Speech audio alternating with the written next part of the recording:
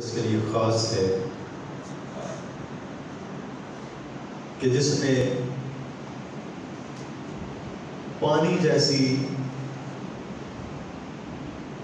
مایا چیز سے تمام قسم کی مخلوقات کو پیدا فرمایا، چاہے وہ انسان ہوں، حیوان ہوں، پیٹ پر چلنے والے ہوں، 2 ٹانگوں والے یا 4 ٹانگوں والے۔ درود و سلام آخر دو جہاں پیغمبر آخر الزمان نبی رحمت محمد الرسول اللہ صلی اللہ علیہ وآلہ وسلم کی ذات گرامی کے لیے خاص ہیں کہ جن کو اللہ رب العزت نے ان تمام مخلوقات میں سے چاہے جو پانی سے پیدا کی گئی ہوں یا آگ سے پیدا کی گئی ہوں یا نور سے پیدا کی گئی ہوں، سب سے افضل و اعلیٰ مقام و مرتبہ عطا فرمایا۔ عزیز دوستوں، ساتھیوں، بزرگوں اور پردے میں بیٹھ کر کے سننے والی میری اسلامی روحانی ماؤں اور بہنوں، جس طرح کہ گزشتہ جمعۃ المبارک کے خطبے میں آپ احباب نے بیت اللہ کے ساتھ حضرت ابراہیم علیہ السلام کا تعلق اور نسبت اور اس کی تعمیر و ترقی کے حوالے سے گفتگو سماعت فرمائی۔ آج کے خطبہ جمعہ کے اندر سیدنا ابراہیم علیہ السلام کی سیرت کے سلسلے میں ہی ایک بات ہے کہ حضرت حاجرہ علیہ السلام جب ان کے پاس کھانے اور پینے کا سامان ختم ہو جاتا ہے اور ننھا اسماعیل پانی کے لیے بلکتا اور تڑپتا نظر آتا ہے، حضرت حاجرہ علیہ السلام کی بے قراری اور بے بسی، بار بار صفا اور مروہ کی طرف دوڑنا اور چڑھنا، یہ سارا واقعہ آپ تفصیل کے ساتھ کئی مرتبہ سن چکے ہیں۔ اس واقعے میں ایک بہت بڑی نعمت جس کا تذکرہ اللہ تبارک و تعالیٰ نے کیا اور جو عطا کی حضرت حاجرہ اور اسماعیل علیہ السلام کو، وہ پانی تھا، اور اس پانی کے ذریعے سے پہلے نمبر پر حضرت اسماعیل علیہ السلام کی زندگی بچی، اور دوسرے نمبر پر یہ ہے کہ اللہ تبارک و تعالیٰ نے اس ماں اور بیٹے کی معیشت کا، روزی روٹی کا انحصار بھی اسی پانی پر کر دیا۔ بہرحال پانی جو ہے یہ اللہ تبارک و تعالیٰ کی عظیم نعمتوں میں سے ایک نعمت ہے۔ اگر آپ یوں دیکھیں کہ پوری کائنات جو ہے یہ 4 چیزوں کے ساتھ معرض وجود میں آئی ہے، جس طرح کے ارسطو نے کہا ہے،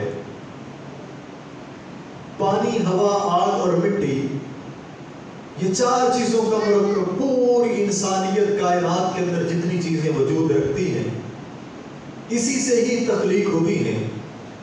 تو بہرحال پانی ایک ایسی چیز ہے کہ جس کی قدر سے، جس کی اہمیت، ضرورت اور فوائد سے کائنات کے اندر، چاہے وہ پہلے زمانے ہوں یا آج کا وقت اور زمانہ ہو، اس کی ضرورت، اہمیت اور فوائد سے صرف نظر کیا ہی نہیں جا سکتا، انکار کیا ہی نہیں جا سکتا۔ پانی کی اہمیت، ضرورت ہر دور کے اندر اور ہمیشہ باقی رہی۔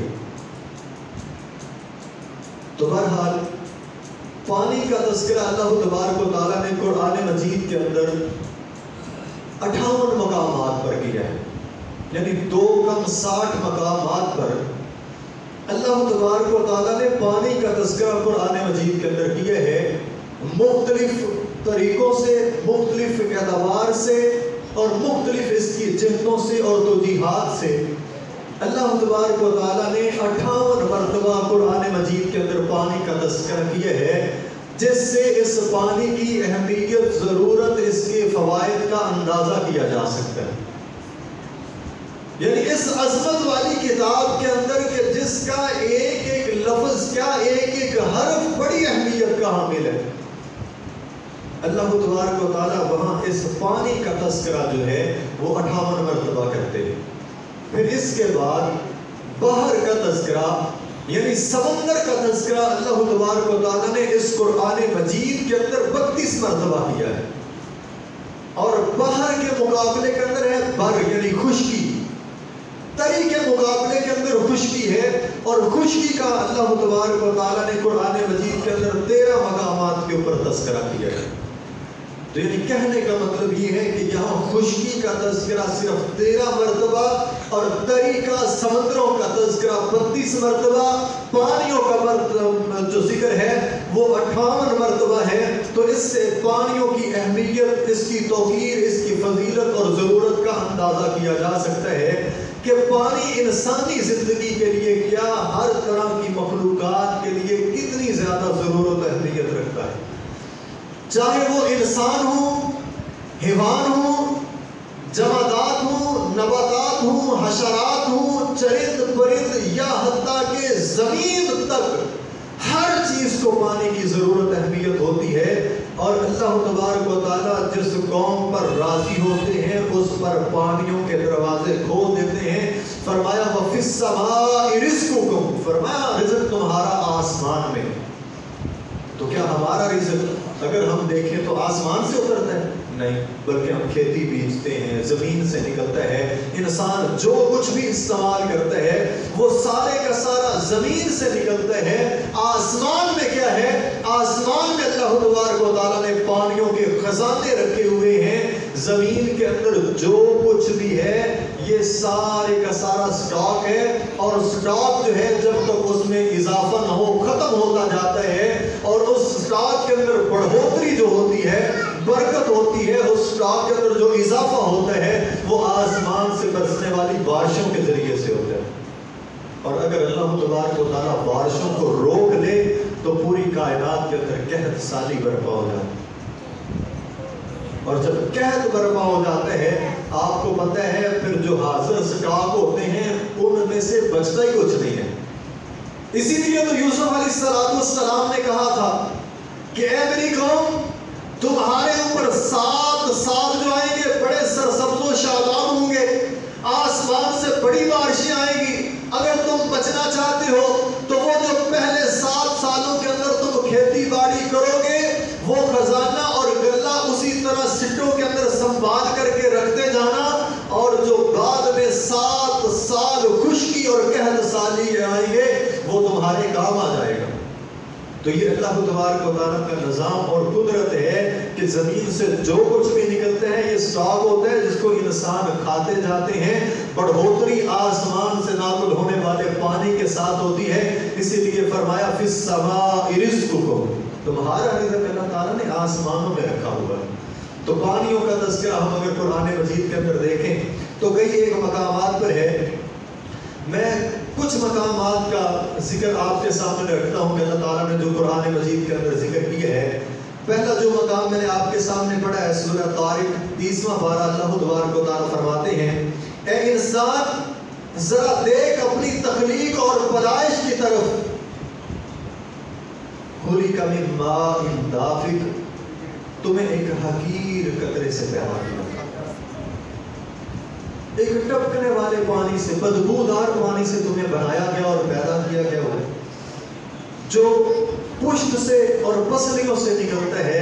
تو یعنی انسان، اس کی تخلیق جو ہے وہ اللہ تبارک و تعالیٰ نے پانی سے کی ہے۔ تو اسی طرح انسان کے رزق، معاملات کا، وہ بھی اللہ تبارک و تعالیٰ نے سارے کا سارا انتظام پانی سے کیا ہے۔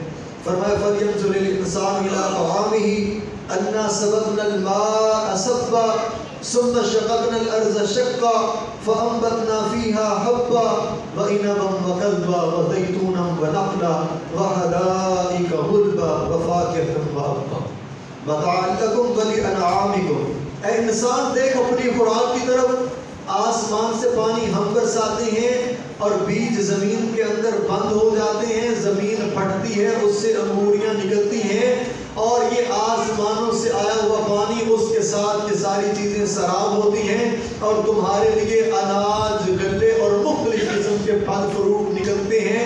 پانی ایک ہی زمین کو لگتا ہے، کوئی میٹھا ہے اور کسی کا ترش ذائقہ ہے اور کسی کا بالکل کڑوا ہے۔ یہ اللہ تبارک و تعالیٰ کی حکمتیں ہیں۔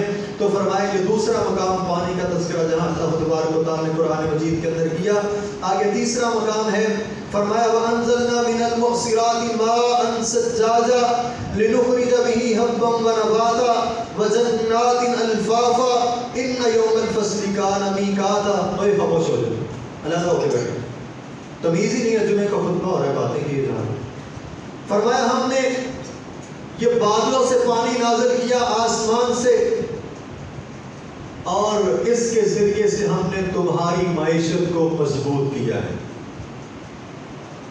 تمہارے لیے طرح طرح کے کھانے پینے اور اناج کا بندوبست کیا ہے۔ اور یہ بات ذہن نشین کر لیں، جس قوم پر اللہ تعالیٰ خوش ہوتے ہیں، جس طرح میں نے پہلے کہا، اس کو میٹھے پانی جو ہے وہ وافر مقدار کے اندر دے دیتے ہیں۔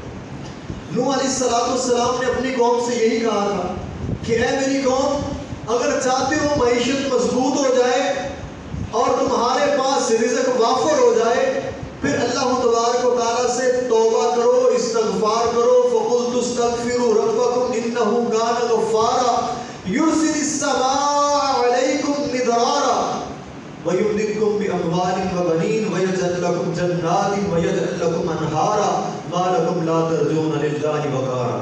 اے میری قوم، استغفار کرو، اللہ تعالیٰ سے معافی مانگو۔ پہلا کام کرے گا اللہ تبارک و تعالیٰ کہ تم پر آسمان سے پانیوں کے منہ اور خزانے کھول دے گا، تمہارے اوپر بارشیں برسے گی، اللہ تمہارے لیے نہریں بنائے گا، اور ان میں نہروں سے تمہارے باغات سرسبز و شاداب ہوں گے۔ آج دیکھ لیں، ہماری نہر نہیں آئی، پانیوں کی صورتحال کیا ہو گئی ہے، ٹیوب ویل پانی آدھا کر گئے ہیں، اسی طرح ہی صورتحال ہے۔ اور اگر اس سال نہر نہ آئی تو پانی اس سے بھی کم ہو جائیں گے۔ ڈیزل کی قیمت آسمان کی بلندیوں کو چھو رہی ہے، پانی ہمارا نیچے سے نیچے جا رہا ہے، اور اگر نہر اس سال بھی نہ آئی، اگلے سال تک اور نیچے چلا جائے گا۔ زمیندار اس وقت پریشان ہے، سر پکڑ کے بیٹھا ہوا ہے کہ 265-60 روپے ڈیزل لے کر کے وہ کس طرح سے جو ہے وہ اپنی منجی کی فصل بوئے گا اور کاشت کرے گا۔ سارے معیشت کا رونا رو رہے ہیں، IMF کے پاؤں میں پڑے ہوئے ہیں، ابھی بھی وہ راضی نہیں ہو رہے، اور سے اور شرائط ڈالی جا رہی ہیں، اور ساری کی ساری شرائط کیا ہیں؟ بلی کا دودھ بند کرنے والی، یعنی غریب کا خون پسینہ نچوڑا جا رہا ہے، اور جو بڑے سرمایہ دار ہیں ان کی عیاشیوں پر کوئی قدر نہیں ہے۔ کبھی IMF نہیں کہتا کہ جناب جو اسمبلی کے ممبران ہیں ان کی تنخواہیں کم کر دی جائیں، ان کی مراعات کم کر دی جائیں، انہیں مفت ملنے والا پیٹرول کم کر دیا جائے، انہیں مفت ملنے والے ڈیزل ختم کر دیے جائیں، انہیں جو کوٹیاں بنگلے الاٹ کیے جاتے ہیں وہ ختم کر دیے جائیں، انہیں کئی کئی گاڑیاں، گن مین اور ڈرائیور دیے جاتے ہیں، یہ ختم کر دیے جائیں۔ یعنی جتنے یہ ملک کے اوپر قابل افراد ہیں، وہ عدلیہ سے ہوں، مقننہ سے ہوں، فوج سے ہوں، سیاستدانوں سے ہوں، جس بھی کیٹاگری سے ہوں، ان سب کی عیاشیوں پر کبھی IMF جو ہے وہ پابندی نہیں لگاتا۔ پابندی لگائی جاتی ہے اور خون پسینہ نچوڑا جاتا ہے تو ہمیشہ غریب اور مزدور کا نچوڑا جاتا ہے۔ آج بھی اگر معیشت سدھارنا چاہتے ہو، اپنی معیشت کو مضبوط کرنا چاہتے ہو، IMF کو خوش کرنا چھوڑو، رب کو خوش کرنا شروع کر دو، سودی نظام کے اوپر لعنت بھیجتے ہوئے اس کو کک آؤٹ کرو، اور اللہ تبارک و تعالیٰ سے توبہ استغفار کر کے اپنے ملکی معیشی نظام کو سود سے پاک کر کے اللہ تبارک و تعالیٰ کی طرف رجوع کر لو، انشاءاللہ تبارک و تعالیٰ اللہ تبارک و تعالیٰ زمین و آسمان سے تم پر رحمتوں اور برکتوں کے دروازے کھول دے گا۔ اگر پھر بھی نہ سمجھ آئے، اپنے ہمسائے اور پڑوسی ملک افغانستان کی طرف دیکھ لو، جو کئی سال سے جنگوں کا مقابلہ کرنے کے باوجود نہ کسی ملک کا قرضہ دینا ہے، نہ کسی ملک نے دبایا ہے، نہ IMF کا کوئی پریشر ہے، اور ہم سے 2 گنا کم ریٹ ہیں ہر چیز کے۔ کئی سود کا نام و نشان نہیں۔ کیا ہے؟ اللہ تبارک و تعالیٰ کی ذات کو سپر پاور ماننا ہے، اور اللہ کی ذات کو سپر پاور مان کر کے رب کو خوش کرنے کے لیے سارا کچھ کریں۔ ہمارے ہاں جب تک حکومت میں تھے تب تک نہ کچھ ایران سے سستا لیا، نہ روس سے سستا لیا۔ اب جب حکومت گئی تو یہ رونے ڈالے ہوئے تھی، ایران سے فلاں چیز سستی مل سکتی تھی، روس سے فلاں چیز سستی مل سکتی تھی، اور جو آگے آئے انہوں نے بھی امریکہ کے پاؤں میں پڑنا ہی گوارا کیا۔ انہوں نے پھر جو ہے وہ نئے سرے سے کوئی معاہدوں کی تجدید نہیں دی، ہر کوئی دوسرے کے اوپر ڈال کر کے خود اپنی عیاشیوں کے اندر مگن ہے، غریب کا کسی کو خیال نہیں۔ تو بہرحال اگر چاہتے ہو کہ معیشت مضبوط ہو جائے، اب حکومت نے تو واضح طور پر کہہ دیا ہوا ہے کہ جس کو مہنگائی زیادہ محسوس ہوتی ہے وہ اپنی آمدن بڑھائے، محنت کرے۔ حکومت کا کام ہی نہیں ہے لوگوں کے گھر چلانا۔ تف ہے ایسی حکومت پر اور افسوس ہے ایسی حکومت۔ کہاں حضرت عمر رضی اللہ تعالیٰ عنہ جو اپنے کندھوں پر بوجھ لاد کے غریبوں کے گھروں تک پہنچایا کرتے تھے، آج حکومت کہتی ہے یہ حکومت کا کام ہی نہیں ہے کہ وہ لوگوں کے گھر چلائے۔ تو بہرحال آپ کے لیے میرا مشورہ یہ ہے کہ جس قدر غربت زیادہ ہوتی جا رہی ہے، مہنگائی زیادہ ہوتی جا رہی ہے، آپ رب تعالیٰ سے تعلق اتنا مضبوط کرتے جاؤ، استغفار اتنا زیادہ کرتے جاؤ، اللہ تبارک و تعالیٰ تمہاری ذاتی معیشت کو درست کر دے گا۔ باقی ان حکمرانوں کی نااہلیوں کی وجہ سے جو حصہ آیا عذاب ہوگا وہ تو پھر بھگتنا پڑے گا۔ دعا کریں اللہ تبارک و تعالیٰ ان سے بھی جان چھڑا کر کے یہ سارے جتنے ہیں وہ کسی بھی پارٹی کسی بھی جماعت سے ہوں، اللہ تبارک و تعالیٰ ان سے خلاصی دے کر کے ہمیں کوئی عادل مجاہد مومن حکمران عطا فرمائے۔ بہرحال یہاں اللہ تبارک و تعالیٰ نے کہا کہ اگر اللہ خوش ہوتے ہیں تو پھر اللہ تبارک و تعالیٰ جو ہے وہ آسمان سے پانی جو ہے وہ بارشیں برساتا ہے اور بارشوں کے ذریعے سے معیشتوں کو مضبوط کر دیتا ہے۔ سورہ فلق کے اندر فرمایا قُلْ أَرَأَيْتُمْ إِنْ أَصْبَحَ مَاؤُكُمْ غَوْرًا فَمَنْ يَأْتِيكُمْ بِمَاءٍ مَّعِينٍ۔ کہا کیا خیال ہے تمہارا اگر اللہ تبارک و تعالیٰ یہ زمین کا جو پانی ہے اس کو اور نیچے لے جائے اور نیچے لے جائے اور نیچے لے جائے، پھر کون طاقت ہے جو اس پانی کو تمہارے لیے اوپر لے کر کے آئے؟ اگر اللہ تبارک و تعالیٰ پانی کو نیچے لے جائے تو کوئی طاقت ہے جو اس پانی کو اوپر لا سکتی ہے؟ جس طرح ہمارے علاقے کا پانی جس کو ہم بڑے خوش ہیں کہ بڑا اوپر پانی ہے اور یہاں جو ہے وہ پانی کی کوئی مسئلہ ہی نہیں ہے، کبھی کوئی کمی نہیں آئی پانی کی، تو یہی پانی اگر نیچے چلا جائے گا تو کون سی ذات ہے جو اس پانی کو اوپر لے کر کے آئے گی؟ کوئی ذات ایسی نہیں ہے جو اس پانی کو اوپر لا سکے۔ اور یہی چیز جو ہے وہ اللہ تبارک و تعالیٰ نے سورہ واقعہ میں بھی فرمائی ہے۔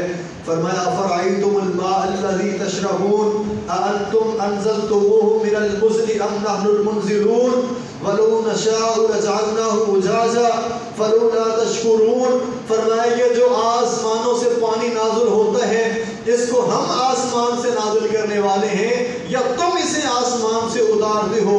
فرمایا اگر ہم اس پانی کو کڑوا کر دیں تو کائنات کی کون سی طاقت ہے جو اس پانی کو میٹھا کر سکے؟ یہ اللہ تبارک و تعالیٰ کا ہم پر فضل ہے۔ اللہ تعالیٰ نے ہمیں علاقہ دیا ہے میٹھے پانی والا، پانی اوپر ہے، زمین کی اوپرلی سطح پر ہے، اور ہم سمجھتے ہیں ہمیں کبھی پانی کا کوئی مسئلہ نہیں ہو سکتا۔ اس پہلی دفعہ نہر لیٹ ہوئی ہے اور ہمیں پانی کے خطرات منڈلاتے ہوئے نظر آ رہے ہیں۔ تو اس لیے آپ لوگوں سے بھی گزارش ہے آپ بھی پانی کا استعمال سوچ سمجھ کر کے کیا کریں، پانی کو ضائع نہ کیا کریں۔ میں اگلی بات پھر اس پہ کروں گا، پر کچھ قرآن مجید کی آیات میں آپ کے سامنے پہلے پڑھ دوں۔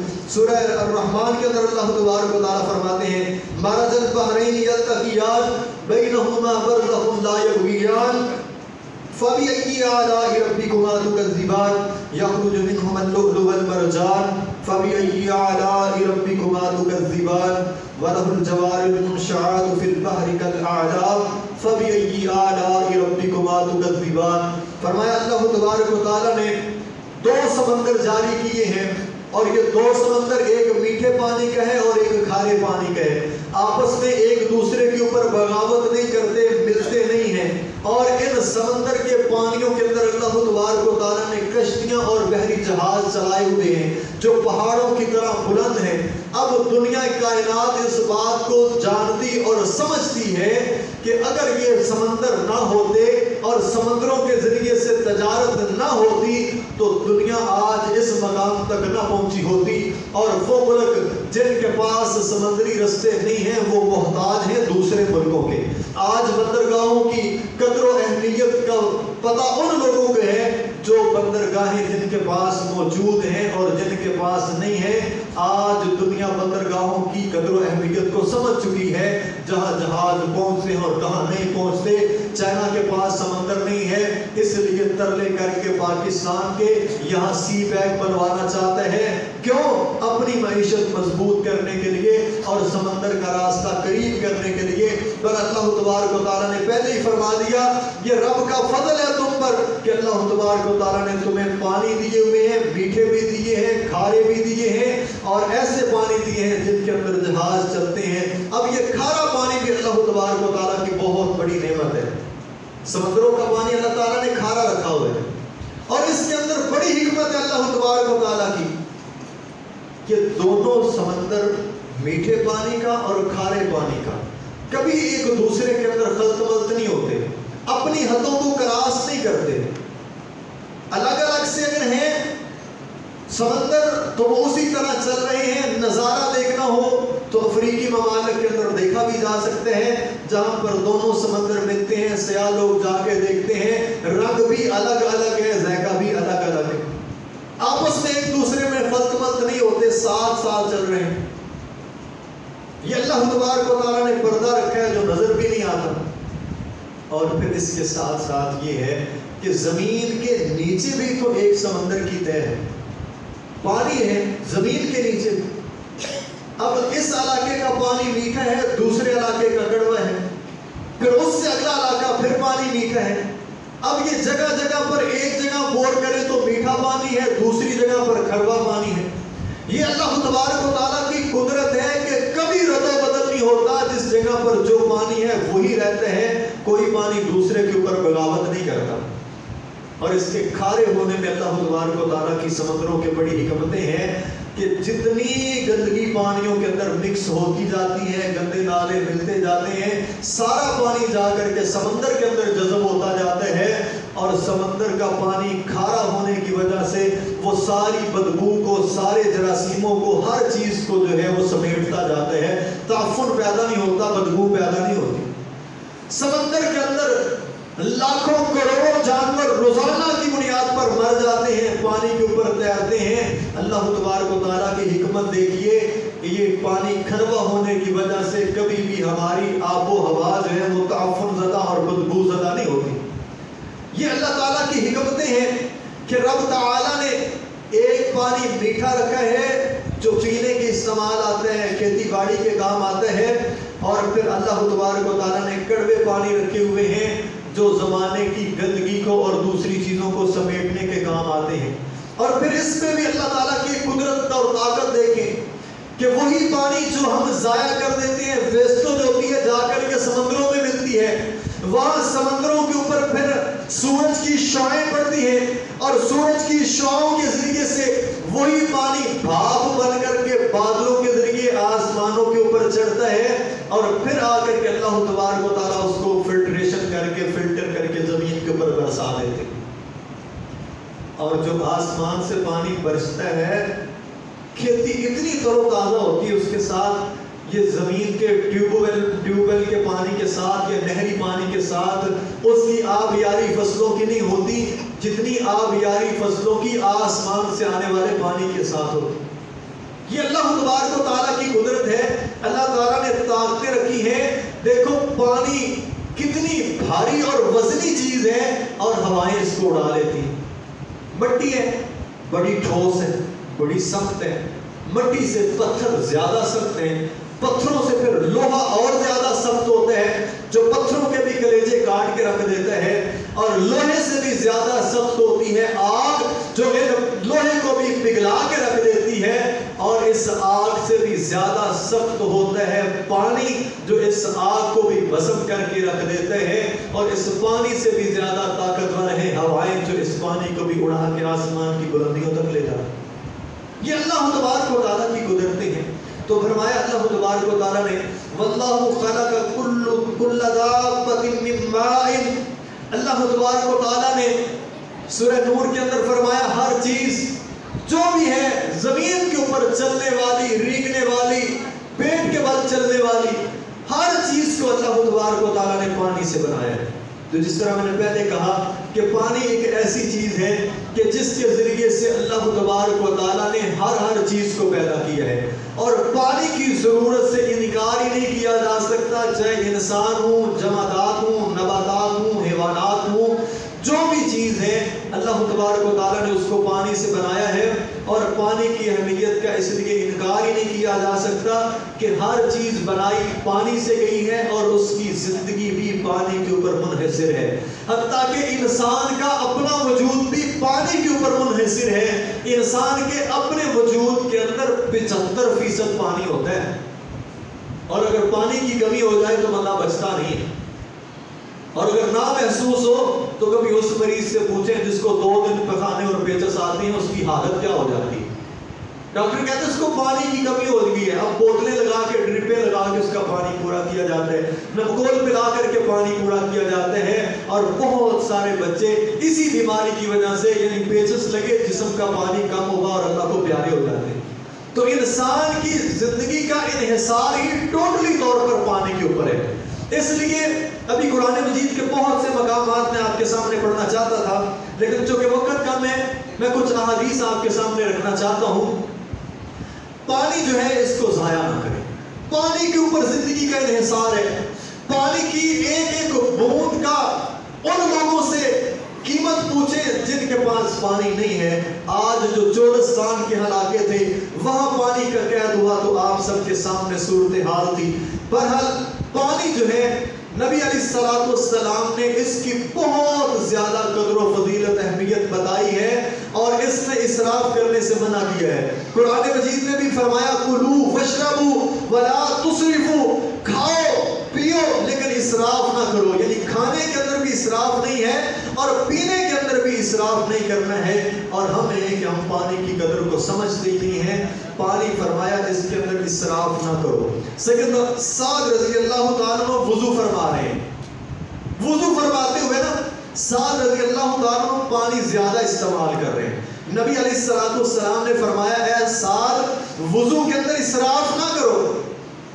حضرت سعد حیران ہوئے, فرمایا اللہ کے نبی کیا وضو کے اندر بھی اسراف ہوتا ہے؟ فرمایا ہاں سعد, اگر تم نہر یا ندی نالے کے کنارے پہ بھی بیٹھے ہوئے ہو پھر بھی تم وضو کے اندر اسراف نہ کرو. اور آج ہماری صورتحال کیا دیکھیں.